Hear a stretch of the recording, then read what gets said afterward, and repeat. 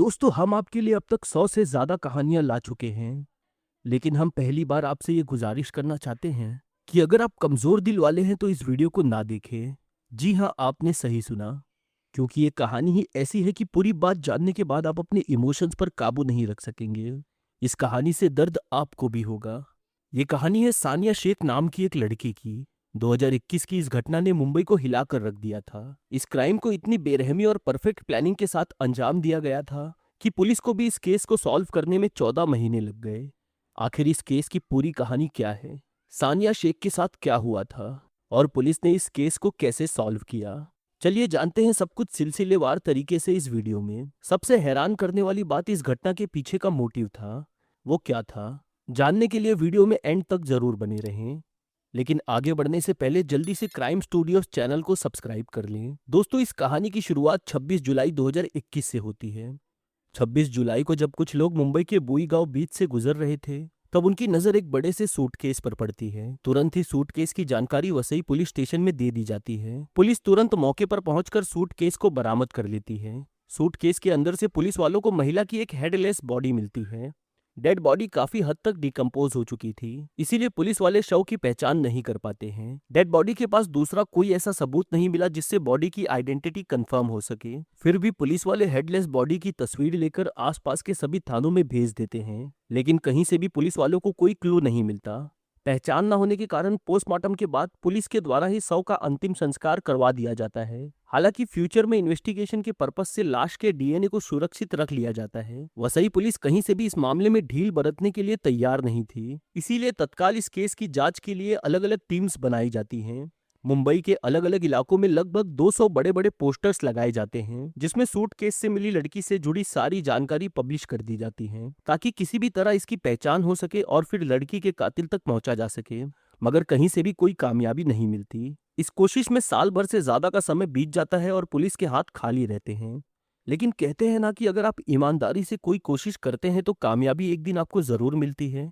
ऐसा ही कुछ वसई पुलिस के साथ भी होता है। सूटकेस मिले 13 महीने से ज्यादा का समय बीत चुका था। 29 अगस्त 2022 को मुंबई के मुम्रा पुलिस स्टेशन में कर्नाटक के बेलगम से जावेद अली नाम का एक व्यक्ति आता है और वो थाने में शिकायत करता है कि उनकी भांजी सानिया शेख पिछले लगभग 1 साल से गायब है। जावेद अली के बयान के मुताबिक सानिया के जन्म के 3 साल के अंदर ही उसके माता पिता का देहांत हो गया था और वो बहुत ही कम उम्र में अनाथ हो गई थी। इसीलिए सानिया को उसके चाचा जावेद अली ने ही अपनी बेटी की तरह पाला था और फिर उसकी शादी बड़े ही धूमधाम से 2017 में करवा दी थी। सानिया के पति का नाम था आसिफ शेख, जो कि नाला सोपाड़ा इलाके के रस्मी अपार्टमेंट में अपने माँ बाप के साथ रहता था।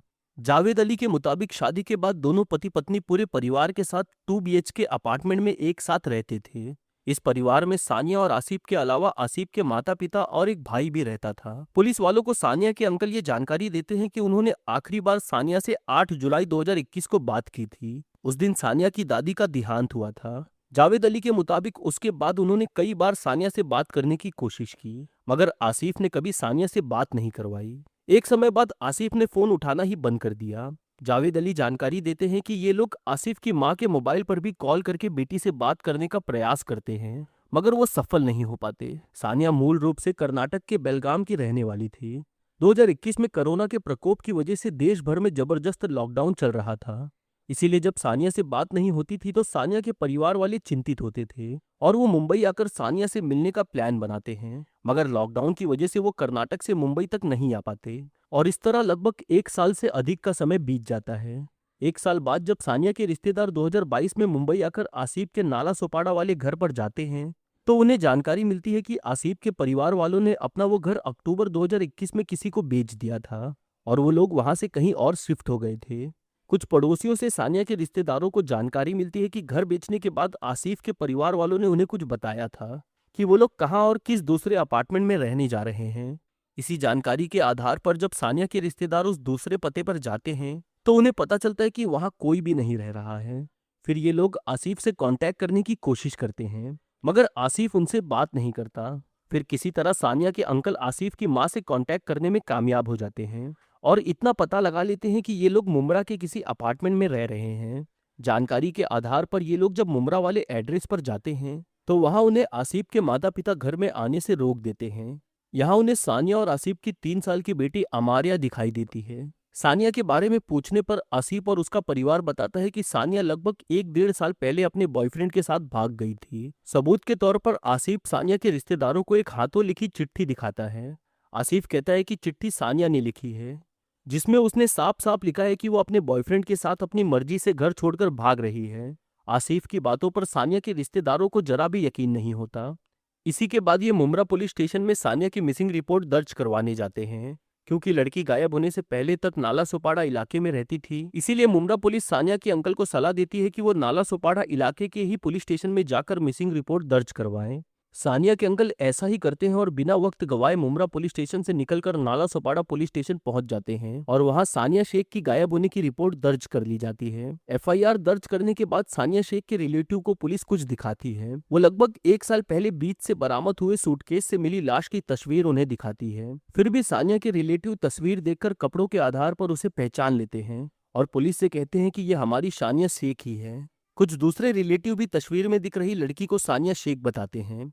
सानिया की पहचान होने के बाद तत्काल ही पुलिस वाले सानिया के पति आसिफ शेख और उसके माता पिता को थाने बुलाते हैं और उन्हें भी ये तस्वीर दिखाते हैं, मगर ये लोग उस तस्वीर में दिख रही लड़की को सानिया के तौर पर पहचानने से इनकार कर देते हैं।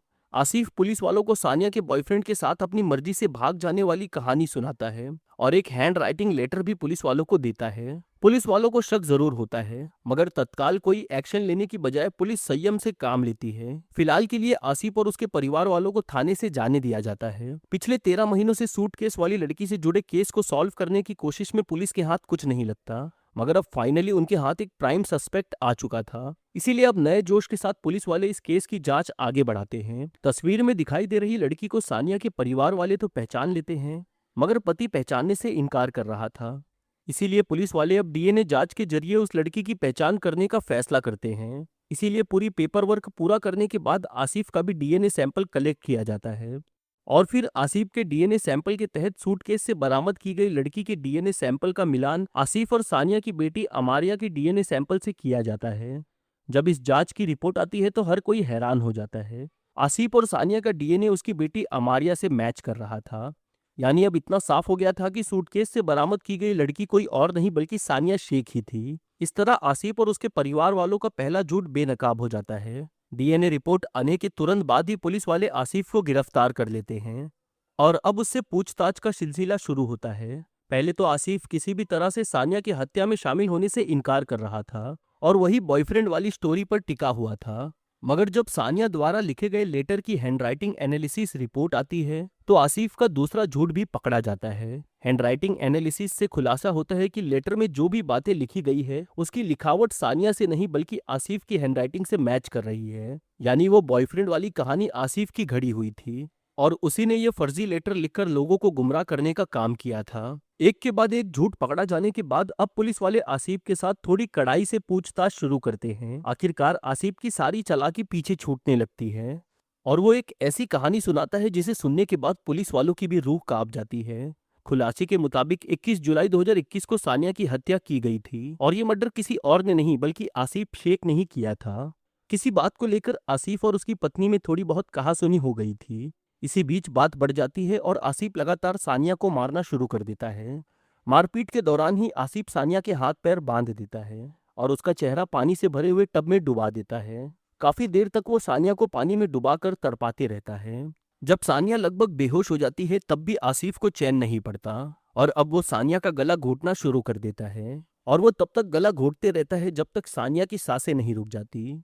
आसिफ के खुलासे के मुताबिक गला घोटने के बाद सानिया की मौत जरूर हो जाती है, फिर भी आसिफ का गुस्सा शांत नहीं होता और अब वो भागकर दूसरे कमरे में जाता है और वहां से एक बड़ा सा चाकू लेकर आता है और उससे सानिया का गला काटना शुरू कर देता है। हालांकि गला काटने के दौरान ही आसिफ बेहोश हो जाता है। आसिफ के बेहोश होने के बाद उसके पिता अब कमरे में दाखिल होते हैं और वो गला रेत कर सर को धड़ से अलग कर देते हैं। इधर तब तक आसिफ एक बार फिर से होश में आ जाता है और तुरंत ही दूसरे कमरे में से एक ट्रिमर लेकर आता है और सानिया के लंबे बाल शेव कर देता है ताकि उसकी पहचान करना किसी के लिए भी नामुमकिन हो जाए। आसिफ कितनी परफेक्ट प्लानिंग के साथ इस हैवानियत को अंजाम दे रहा था इसका अंदाजा आप इस बात से लगा सकते हैं कि सानिया के ऊपरी होठ पर एक तिल था। आसिफ को लगता था कि अगर कहीं सानिया का सर पुलिस को मिलता है तो पहचान हो सकती है, इसीलिए पहचान मिटाने की नीयत से आसिफ चाकू से उस तिल को भी होंठ से काट कर हटा देता है। अब तक सानिया की हत्या हो चुकी थी और अब बारी थी लाश को ठिकाने लगाने की। सबसे पहले आसिफ सानिया के सर को एक बेडशीट में लपेटता है और एक बड़े से पॉलीथीन बैग में रख लेता है। फिर वो अपने भाई यासीन के साथ उस सर को लेकर घर से बाहर निकल जाता है।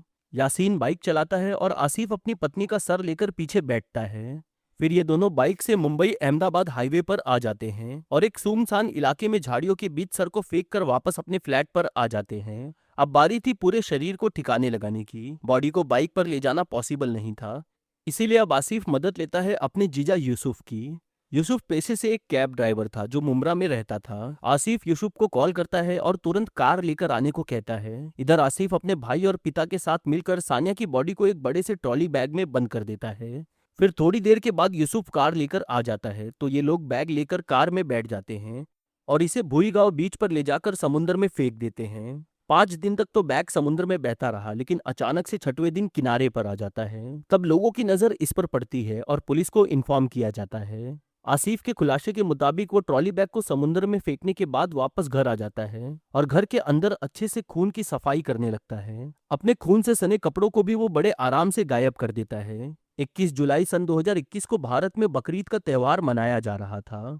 इस रूह कपा देने वाली हत्या को अंजाम देने के बाद बड़े आराम से आसिफ अपने परिवार के साथ बकरीद मनाता है और दूसरे रिलेटिव्स के यहाँ भी घूमने जाता है। ये लोग ऐसा बर्ताव कर रहे थे जैसे कुछ हुआ ही ना हो। आपके जहन में एक सवाल आ रहा होगा कि इस घटना के समय आसिफ और सानिया की बेटी कहाँ थी। खुलासे के मुताबिक क्योंकि ये एक प्री प्लान्ड केस था, इसीलिए पहले ही आसिफ ने अपनी बेटी को त्योहार मनाने के नाम पर यूसुफ की पत्नी के यहाँ यानी कि अपनी बहन के घर भेज दिया था।